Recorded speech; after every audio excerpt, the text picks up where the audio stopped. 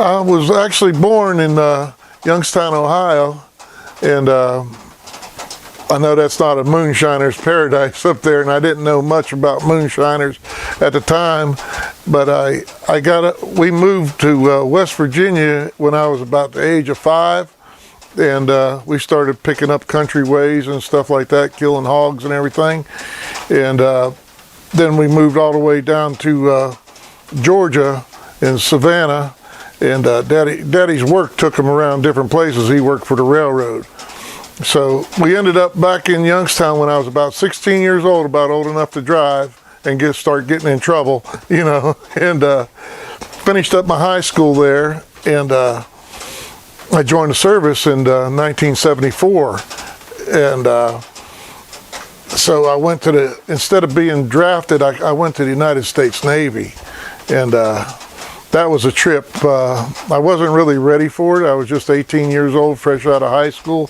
Didn't know nothing about marijuana, but I was a pretty heavy drinker already at the age of 18. Beer mostly at the time, you know.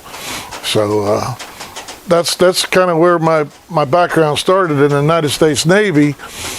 We went to Virgin Islands, one of our first places, down in Guantanamo Bay, which is in Puerto Rico, down that way, Cuba. So we started drinking Puerto Rican rum, and I'm like, man, this stuff is good, you know? And so after I got out of services, right about when my moonshining career kind of got started in a roundabout way, we were drinking, and we was doing a lot of smoking pot. You know, it was the hippie era, you know, and so I started drinking, and I started wanting to go back to where my people were in West Virginia, and I went down there and met a few people, and I started buying shine and taking it up to Youngstown to sell it. And back then I could get a whole gallon for $40, and sometimes less if you buy more, you know how that goes. So that was kind of my introduction to moonshine, which it didn't last too long. When everybody was buying bonded liquor up there and everybody working in the steel mills and stuff, moonshine wasn't a have-to-have commodity, you know, and most people didn't like it. And back then it was never under 120, so it was white lightning, you know. So that's what got me started in it. And then I moved down to Florida, and I learned my motorcycle mechanic school from the GI Bill. So I wanted to be a motorcycle mechanic, and so I've been a biker ever since I was a young kid. I've had dirt bikes, but mostly street bikes. Or if I had a street bike, if I had a dirt bike, I'd turn it into a street bike, vice versa. I just like riding. So that introduced me to Bike Week in 1978. Right after I got out of service, then I went back to Florida for motorcycle school, and that brought me into the biker world. And then I did pretty good as a motorcycle mechanic, but as time comes, the steel mills were shutting down in Youngstown, Ohio. So there were Reaganomics, which was in 1980. They shut down the steel mills, so I moved. Had a buddy that was in Florida, and he moved to North Carolina here in Lake Lure, Chimney Rock area.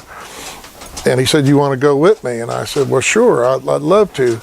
And so in the fall of 1979, around Thanksgiving, we moved here to North Carolina, right here in Lake Lure, North Carolina. And that's when things started changing in my life. So I was about 23 years old at the time, and so I met these guys. They sit around the country stores and they talk and everything, and I was trying to fit in, and of course they could understand my accent and knew I wasn't from around here, but they kind of liked me for some reason. And a guy, I was kind of in between jobs, and he said, "I could get you where you could make a little more money, Chuck." And I said, "Well, I'm always looking for more money." And so he carried me out to the woods, and I found my first moonshine still, and it was something similar to this. This is a 100-gallon still. I think he was running about I want to say 150-gallon still, so it was about like this, just a little bit fatter, you know, and he had the old top on it and everything. So I did that at night for about three months. Then it went to 6 months, and I got to where, and the man says, "Look, Chuck," he said, you got a pretty secluded place up here on the mountain. He said, "You live up here by yourself." He says, "You got an old barn up here." He said, "How about we stash the moonshine in your barn?" And I said, "Well, I guess so." I said, "When are you going to pick it up?" And he said, "Sunday. We'll pick it up Sunday morning." So I load up my old pickup truck, and I put about 30 gallons in the old barn out there, and Sunday morning come, and I was already outside. I was kind of waiting on them, and of course they was late, and I was up on the hill there, and 3 police cars pull up in my yard, and I thought, "Oh my God, they done set me up," you know. So I run for higher ground. Well, I'm so high up that I couldn't really see, and they're hollering, Chuck, it's us." And I'm like, "Who in the hell, what's going on?" And so he finally got the bullhorn out, and he hollered. I mean, they was all in uniform and everything. And yeah, so come on down, and he told me his name. And lo and behold, it was the guy that taught me how to run moonshine in the woods. And he was like a deputy sheriff, a captain of a deputy sheriff. They had came to pick up the moonshine. Well, I thought, well, what better? Everybody's in church. They got the police cars. They're in uniform, and they're putting it in. We loaded it in their trunk. And after that, it wasn't long that I realized I was into something more than I wanted to be in. So I found me a little old girl, and I married her. And I kind of ended the moonshine business probably in 1983, 84 with them, and started I got married in 87, so I was never really out of it, but I wasn't part of the big scheme. I just told them that I had to have a life. Yeah. Well, the best thing I can remember,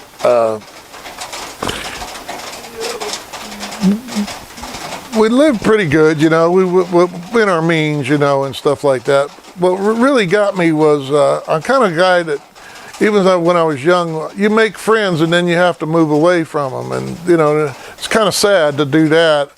But I had a chance to come back and do that. But well, when you go from one, like Ohio was, everything was right there within driving distance. And then you move to West Virginia and Georgia, and then you have to live, you know, Daddy would stock the freezer up and Mama would cook all the time, and you'd play out in the woods, and you might not have a friend, you know, for a couple miles or whatever.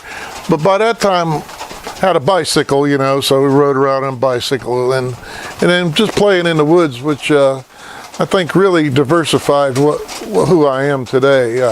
It helped me learn about the woods and city life also, you know, so that was kind of a good combination, you know. Well, I was the motorcycle mechanic for a little bit, and it didn't pay enough, so went back to the steel mills for a little while, and worked at the steel mills, which paid really good. And when that shut down, I realized that we had to have a trade.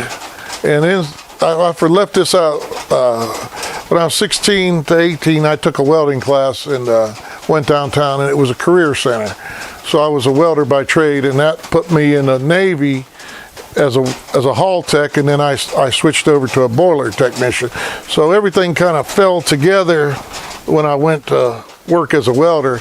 And back in 1975,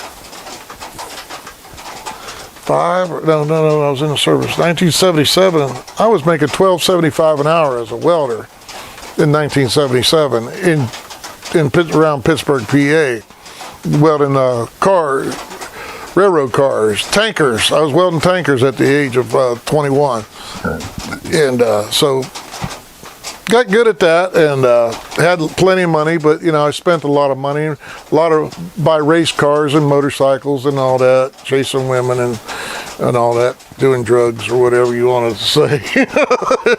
But the money didn't last. So after I learned that, then I moved to North Carolina, and I've been a chimney sweep down here.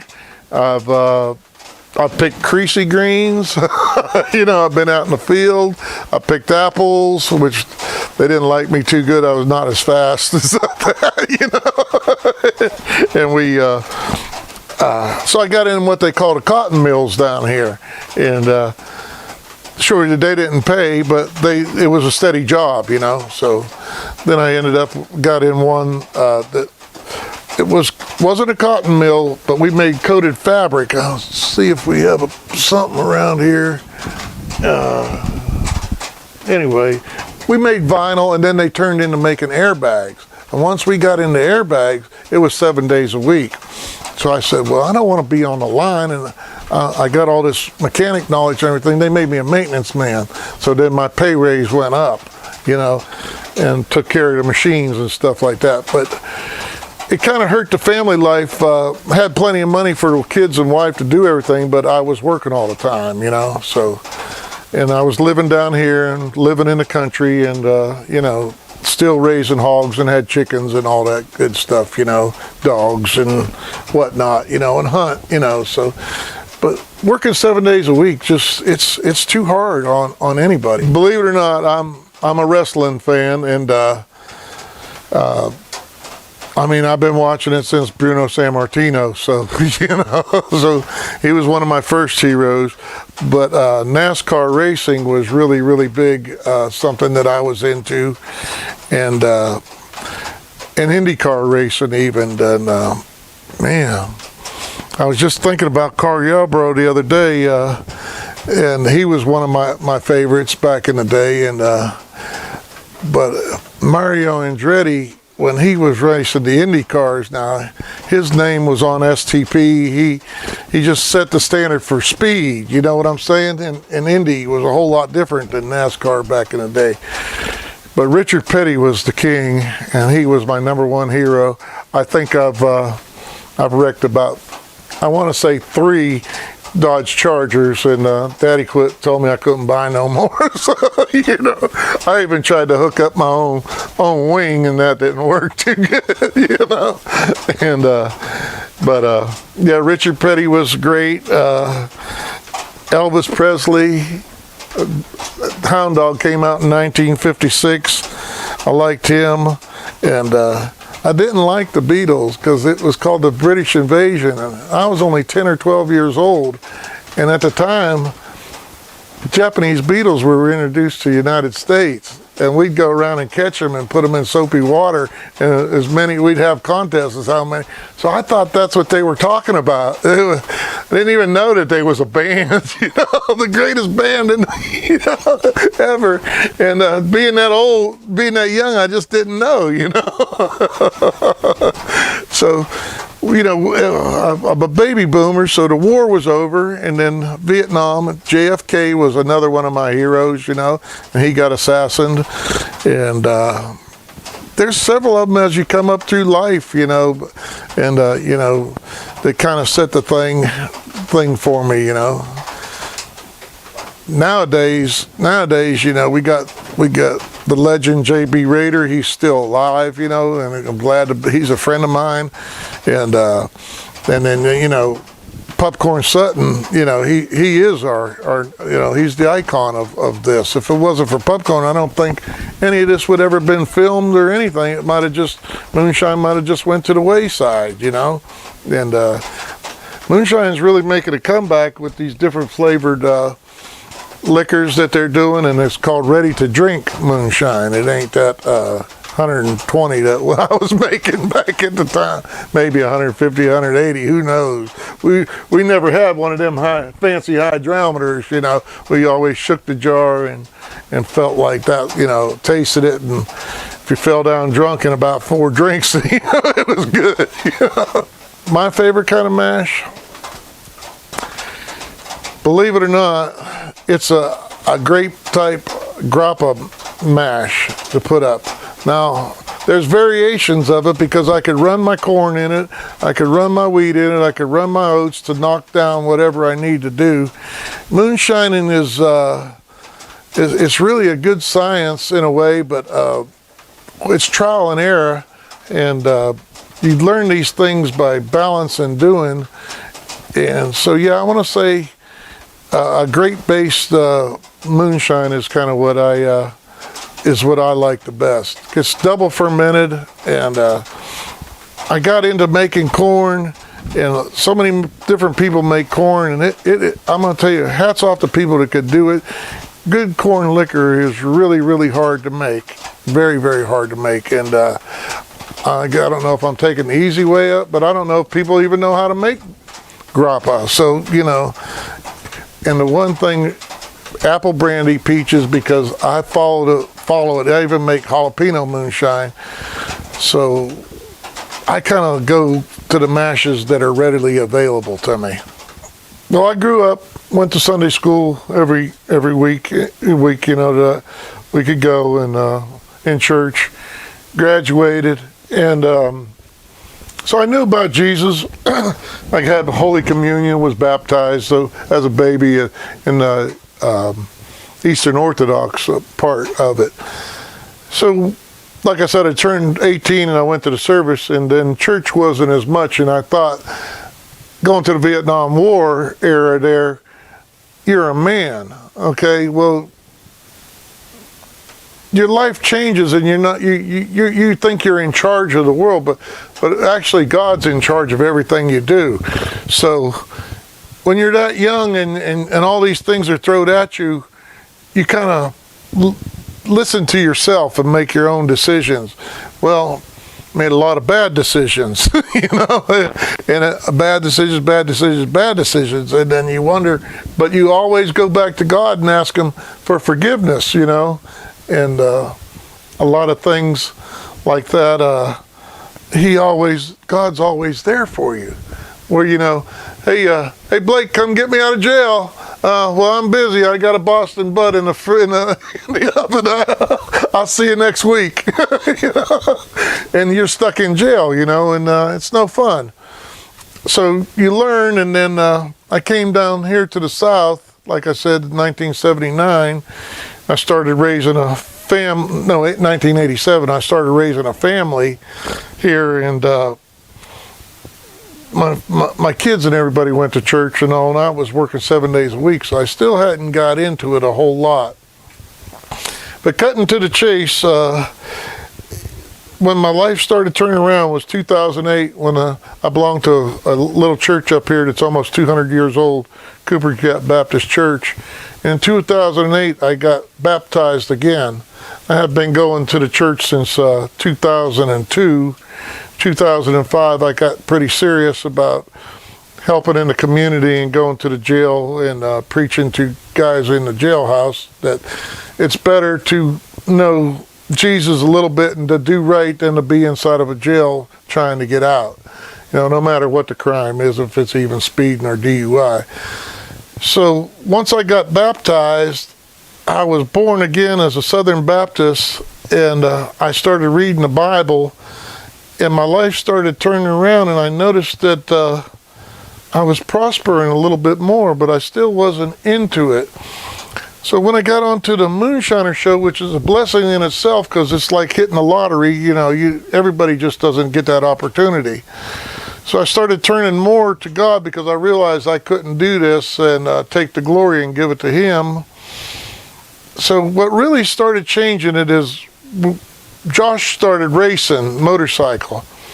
So in my racing career, I wanted to buy a motorcycle that I could race at Billy Lane's Sons of Speed. Well, Billy Lane, he's a born-again Christian. So I went to buy me a motorcycle, and the guy that I bought it from is a Christian fella, and it's Bruce Cycles up in Boone, North Carolina. And he told me a little bit about his testimony. And then Freddie Bolich was Godspeed Racing, and he done 21 years in prison, and he's changed his life to the good Lord. And so I became part of Godspeed Racing, and like I said, Billy Lane's changed, and things started changing for the good. And the more that I learned to give it back to God, the better my life got. And now it's gone so far that the blessings are more than I could tell you. And all I could say is, if you don't know Jesus, just put Him in your heart, give Him a chance, and before you do anything, even speak, try to Try to think, it's an old saying, what would Jesus do?